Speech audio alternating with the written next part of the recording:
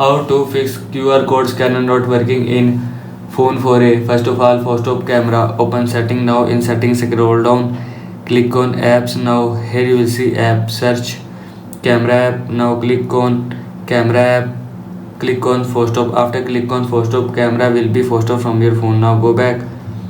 After that, turn on or turn off scan QR code. Swipe down, open quick setting panel, find QR code scanner and click on QR code scanner. Now turn on or turn off QR code scanner. Now go back. After that, clear camera cache, open setting, scroll down, click on apps, search camera app. Now click on camera app, click on storage, add cache. Now here you will see clear cache, and if you want to clear cache, then click on clear cache. After click on clear cache, camera will be clear cache from your phone. Now go back.